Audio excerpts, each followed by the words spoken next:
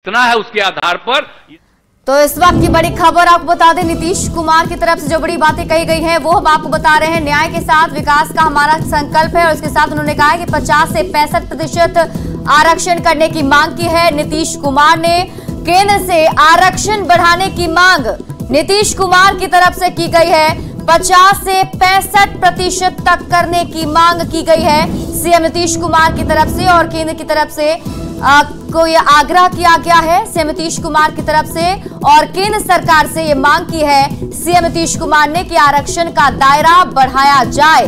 65% करने की मांग की गई है। तो बिहार में जिस तरीके से जातीय गणना की गई और उसमें जो आंकड़े सामने आए उसके हिसाब से अब देखिए आगे आरक्षण की राजनीति बढ़ते हुए, जिसमें सीएम नीतीश कुमार की तरफ से मांग की गई है कि केंद्र सरकार आरक्षण का दायरा बढ़ाए।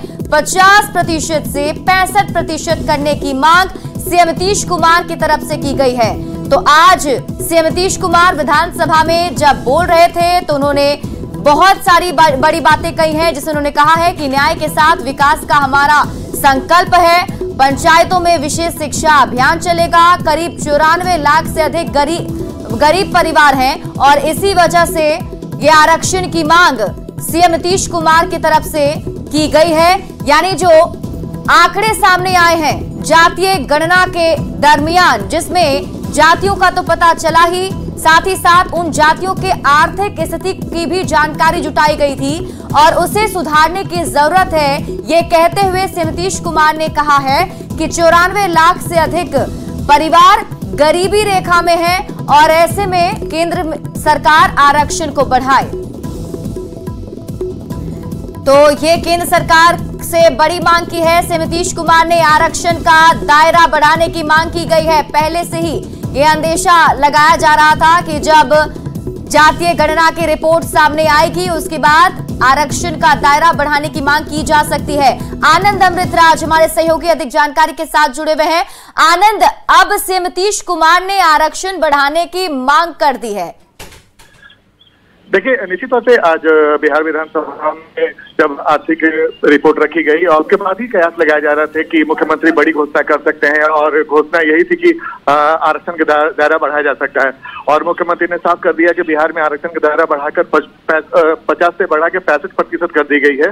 और इसके पहले ही ईडब्ल्यूएस के लिए 10% आरक्षण था। अगर उसको टोटल को मिला दें तो बिहार में 75% आरक्षण एक तरीके से हो गया और इसके लिए कानून भी लाने की बात उन्होंने कही है और इसी सत्र में कही है। तो जाहिर सी बात है बिहार के लिए बड़ी बात है। और बिहार सरकार ने जो करवाया था और जिसके बारे में चर्चा थी कि आर्थिक गणना के आधार पे, जातिगत गणना के आधार पे बिहार सरकार बड़ा फैसला ले सकती है और इसी के लिए शीतकालीन सत्र का विशेष शीतकालीन सत्र बुलाया गया था। और आज जब मुख्यमंत्री ने भाषण देना शुरू किया तो उन्होंने कई सारी बातें कही। गरीब परिवारों के लिए कई सारे जो 94 लाख गरीब परिवार हैं उनको 2 लाख रुपए मदद भी की जाएगी ताकि उनकी हालत बेहतर हो। जिनके पास आवास नहीं है उनके लिए भी आवास बनाने के लिए राशि दी जाएगी। लेकिन जो सबसे बड़ी बात मुख्यमंत्री ने कही है कि बिहार में आरक्षण का दायरा बढ़ाया जाएगा। 50% से बढ़ाकर 65% आरक्षण का दायरा बढ़ाया जाएगा। और इसके पहले बिहार में ईडब्ल्यूएस का आरक्षण था 10%, उसको अगर मिला दें तो टोटल बिहार में 75% हो जाता है। एससी के लिए जो 17 था उसे 20 कर दिया गया है, इसके 2 यानी कि टोटल मिला के 22% एससी एसटी को होगा। ओबीसी और ईबीसी के लिए 43, यानी कि अगर दोनों को मिला दें तो लगभग 65% आरक्षण का दायरा यहाँ पे दिख रहा है। मैं एक बार फिर आपको दोहरा दूं कि बिहार में आरक्षण का दायरा बढ़ाया गया है। एससी के लिए 20, एसटी के लिए 2, ओबीसी और ईबीसी के लिए 43%। आनंद, मैं आपके पास वापस लौटूंगी। हमारे साथ बीजेपी के प्रवक्ता जुड़े हुए हैं अरविंद सिंह जी। अरविंद जी, ये बड़ी मांग से नीतीश कुमार ने की है और उन्होंने कहा है कि आरक्षण का दायरा बढ़ाना चाहिए। देखिए, आरक्षण का दायरा बढ़ाना चाहिए तो सबसे पहले मुख्यमंत्री जी को नैतिकता के आधार पर इस्तीफा दे देना चाहिए। और सबसे बड़ी जातियां ओबीसी है तो ओबीसी का मुख्यमंत्री बना देना चाहिए। सिर्फ जो है बयान बहादुर नहीं बने, बयान बहादुरी से काम नहीं चलता है।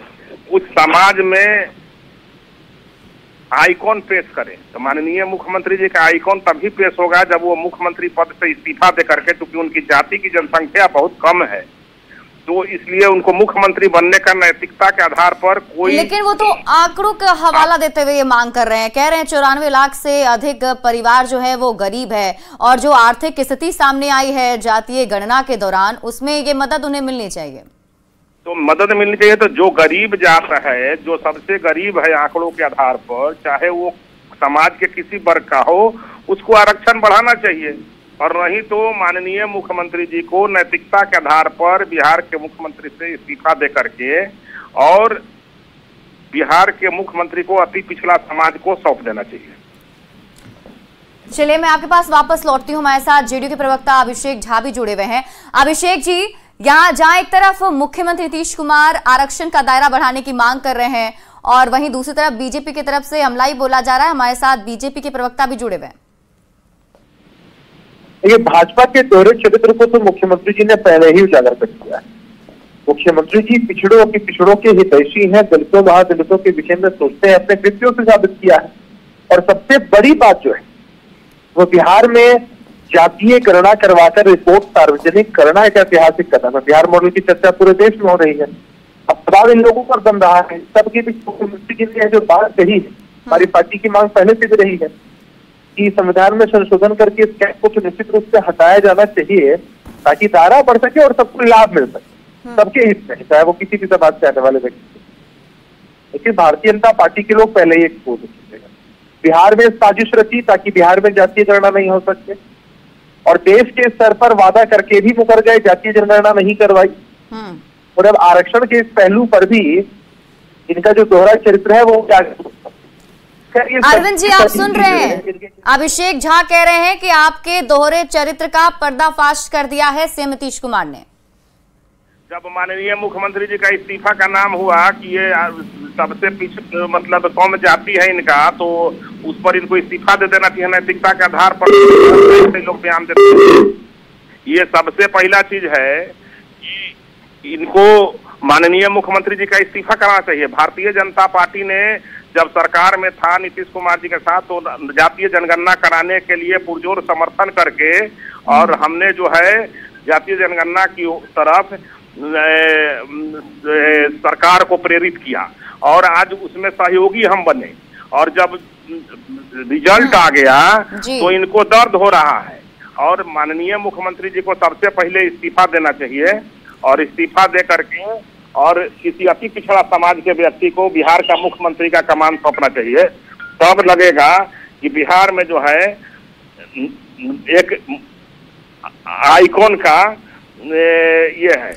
तो माननीय मुख्यमंत्री जी एक आइकॉन पेश करें और ये बयान बहादुर लोग बयान क्या बहादुर करेंगे।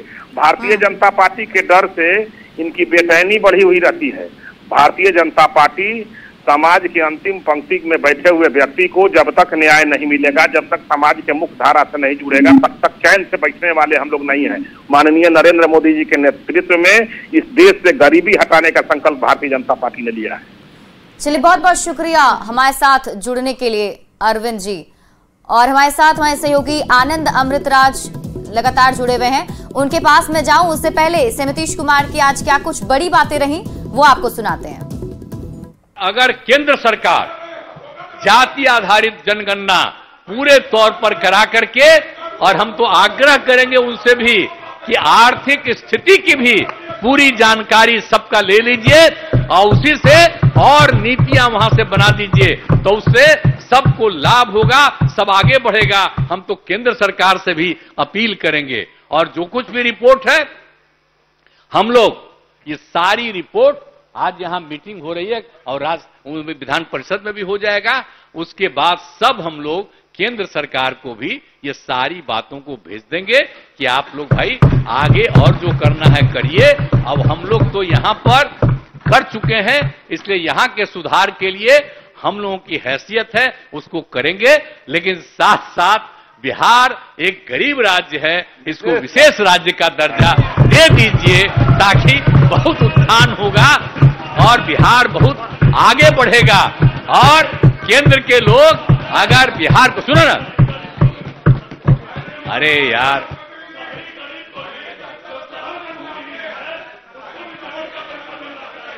ठीक है, अरे सबको मिलना चाहिए। अरे ये ठीक है, आप बोल दिए, अब स्थान ग्रहण कीजिए सरावगी जी। अरे आप अभी तो बैठ कीजिए, कह रहे हैं कि सुनिए ना, हमारी बात है कि अगर हम लोग जो करना शुरू कर, सुनो ना भाई, बतवा सुन लो, खाली बोल का रहा, कितना बार घर वापस जाते हैं, खाला बार बार बोल रहे हैं आप, सुन न लीजिए। यही चल से बोलना पड़ता है आपको कि हम कुछ बोलेंगे, हम मीडिया वाला लिखेगा तो कम से कम दिल्ली वाला आपको भी इज्जत देगा। छोड़िए ना, बेमतलब की बात है, हम तो आप ही की इज्जत दे रहे हैं। हम तो कह रहे हैं कि जो बिहार कर देगा, अगर केंद्र सरकार इसको इसी तरह से कर देगा तो उनको कितना फायदा हो जाएगा। और हम लोग तो पूरे राज्य में इस काम को शुरू कर देंगे, और इसके लिए जो भी कानून और जो भी लाना होगा वो भी आपको इसी सत्र में पेश कर दिया जाएगा।